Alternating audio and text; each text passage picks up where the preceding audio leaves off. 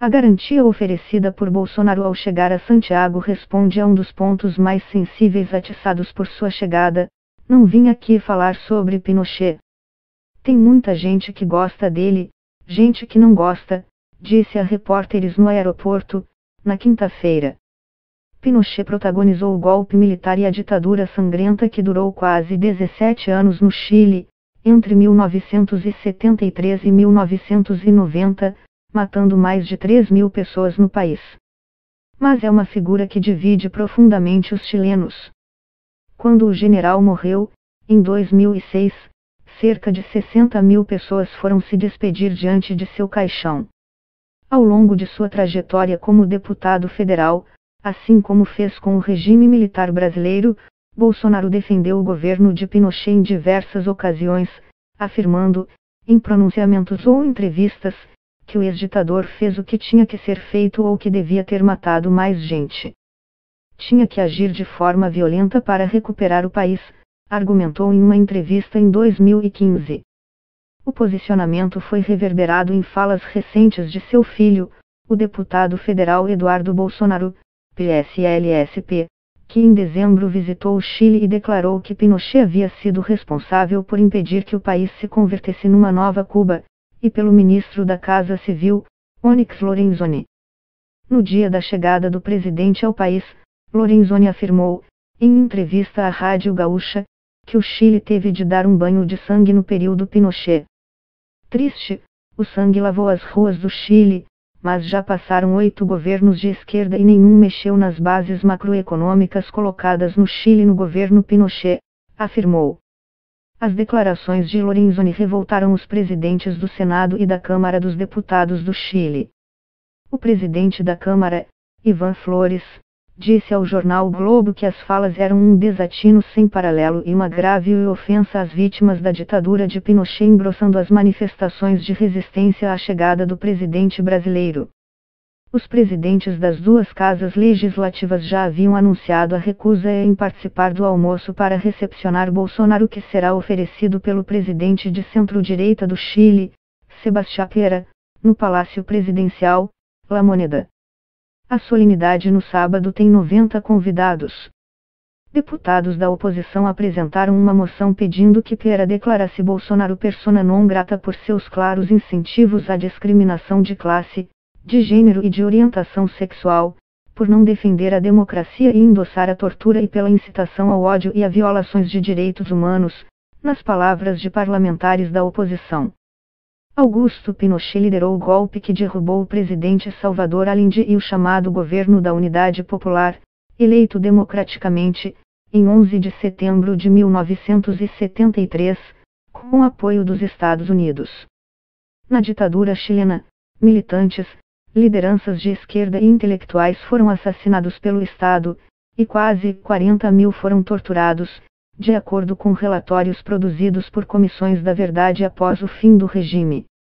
Pinochet é visto como uma figura nefasta por muitos chilenos, imagem que se consolidou internacionalmente devido aos milhares de crimes ocorridos sob a ditadura. Mas conta até hoje com simpatizantes nos segmentos mais conservadores do país, que veem o golpe de 1973 como um freio ao socialismo e suas medidas econômicas como base para o Chile ter hoje o maior PIB per capita na América do Sul, e manter um nível de crescimento robusto. O PIB cresceu 4% em 2018, contra 1% no Brasil.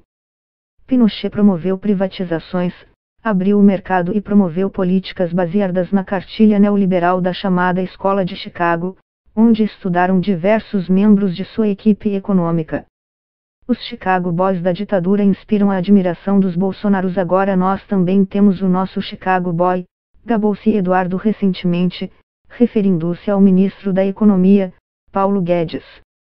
Pinochet ainda tem muitos seguidores, mas tem muitos detratores, diz o cientista político chileno Raúl Elgueta, professor do Instituto de Estudos Avançados da Universidade de Santiago do Chile. Em todo caso, hoje existe um consenso no Chile em torno da condenação à violação dos direitos humanos, destaca. Para a historiadora Elisa Borges, é preciso olhar para o governo de Salvador Allende, estabelecido como uma coalizão entre os partidos comunista e socialista, para entender a controvérsia. A propaganda política da ditadura fez uma contraposição muito forte com o período anterior, negando qualquer tipo de visão positiva do governo Allende. A ditadura se vendeu como tendo salvado o país do comunismo, apresentando o neoliberalismo e o próprio Estado autoritário como uma medida necessária para enfrentar o comunismo no país, afirma Borges, professora de História da América Contemporânea na Universidade Federal Fluminense, UFF. Ela ressalta que na época não havia liberdade de imprensa nem espaço para o contraditório. Essa é uma imagem da ditadura que muitos chilenos sustentam até hoje, a de que Pinochet salvou a economia e era a única saída contra o comunismo, diz Borges, pesquisadora da história chilena. Enquanto o Brasil publicava sua nova Constituição Cidadã, em 1988, Pinochet, sob crescente oposição interna e externa, convocou um plebiscito para que a população decidisse se poderia concorrer a um novo mandato. A vitória do não o pegou de surpresa, e em março de 1990 entregou o cargo ao primeiro presidente que os chilenos puderam eleger desde 1970, Patricio Aylwin. Mesmo após o fim da ditadura, o general se manteve em posições de poder por quase uma década. Ocupou o cargo mais alto nas Forças Armadas até 1998, e permaneceu intocável à justiça apesar dos esforços da Comissão Rettig, montada no início do governo Aylwin para revelar as violações de direitos humanos ocorridas durante a ditadura.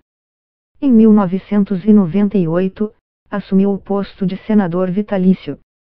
No mesmo ano, entretanto, em viagem a Londres para realizar uma cirurgia, o general foi preso, aos 82 anos, a pedido do juiz espanhol Baltasar Garzón. O magistrado acusava Pinochet por execuções, torturas e desaparecimento de pessoas durante a ditadura, baseando-se em casos de vítimas espanholas. Pinochet ficou em prisão domiciliar por 503 dias. No Brasil, o então deputado Jair Bolsonaro subiu à tribuna do Congresso para repreender a ação do juiz e defender Pinochet. O que seria pior para um país, questionou, o que o general Pinochet talvez tenha feito no passado, exterminando, matando baderneiros, ou a democracia no país, Brasil, que hoje mata milhões pelo descaso, comparou. O Reino Unido negou a transferência de Pinochet para a Espanha, mas o caso foi um marco na jurisprudência internacional sobre crimes contra a humanidade. Outra polêmica que rondou a imagem de Pinochet após o fim de seu governo foi a revelação de contas mantidas secretamente em bancos no exterior. Enquanto investigava casos de lavagem de dinheiro, uma subcomissão do Senado do ZEUA acabou encontrando os valores mantidos pelo ex-general e sua família no Rigsbank, organização com sede em Washington e filiais em Londres. Pinochet e sua família mantinham, segundo o Senado americano, cerca de 8 milhões de dólares em contas na instituição. Os valores teriam sido depositados entre 1994 e 2002. Somado ao de outras contas em outros bancos estrangeiros, o valor subia para quase 15 milhões de dólares. A investigação revelou, em 2004, que Pinochet conseguira transferir, enquanto estava detido, cerca de 1,6 dólares milhão do total para uma conta no ZEUA. No ano passado, a Suprema Corte chilena ordenou à família do ex-general que devolvesse aos cofres públicos parte dos valores, cerca de 5,1 dólares milhões, de acordo com a sentença.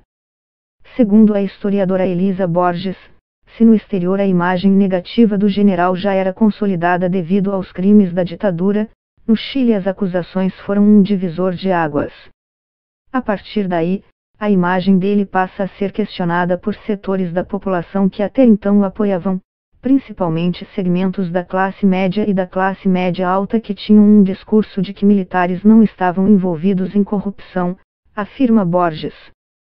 A partir daí, afirma, começou a haver também um questionamento moral em torno do ex-ditador. As pessoas começaram a se perguntar, ele dizia que salvou a pátria, mas rouba em benefício próprio e da família. Como se explica o crescimento de seu patrimônio? O general foi alvo de 300 processos judiciais no fim da vida, além de acusações de corrupção e de enriquecimento com a venda cocaína produzida em instalações do exército, mas nunca foi a julgamento. Alguns dos ex-chefes dos órgãos de repressão de seu governo, entretanto, foram condenados a dezenas de anos na prisão por crimes como tortura, sequestro e desaparecimento de pessoas. Segundo Samantha Quadrat, professora de História da América na UFF, as medidas neoliberais econômicas foram implementadas sem espaço para debate na sociedade, ao mesmo tempo em que se alimentava a ideia de que o governo Allende havia sido um caos. No esforço de promover uma reconciliação com o passado e dizer nunca mais, o Chile tem operado uma extensa revisão dos crimes que ocorreram na ditadura, buscando responsabilizar e punir militares e civis envolvidos na violação de direitos humanos, indenizar vítimas e revelar a extensão dos crimes, processo radicalmente diferente do ocorrido no Brasil, onde agentes de Estado nunca foram punidos por crimes cometidos durante a ditadura. O marco inicial desse processo no Chile foi a instalação de uma Comissão da Verdade logo após o fim do regime, cujo relatório foi publicado em 1991, um ano depois. Já o Brasil só instalou uma Comissão da Verdade em 2012, durante do governo da ex-presidente Dilma Rousseff, quase 30 anos após o fim do regime militar brasileiro. Os esforços incluíram o estabelecimento de mais de 200 centros ligados à memória da ditadura ao redor do país, como a Clínica Santa Lúcia, Londres 83 e o Estádio Nacional de Futebol, em Santiago, usados como centros de detenção e tortura durante o regime e hoje abertos à visitação para que não se esqueça esse passado. A ideia é de que é preciso lembrar para não repetir, não deixar acontecer de novo, diz Maria Paula Nascimento Araújo, professora de História Contemporânea na Universidade Federal do Rio de Janeiro, UFRJ. Inaugurado em 2011 pela então presidente Michelle Bachelet, cujos pais foram perseguidos pela ditadura, o Museu da Memória e dos Direitos Humanos, em Santiago, foi construído para lembrar as vítimas das violações de direitos humanos. Em agosto do ano passado, o recém-empossado ministro da Cultura do governo Piera foi derrubado dias por fazer críticas ao museu.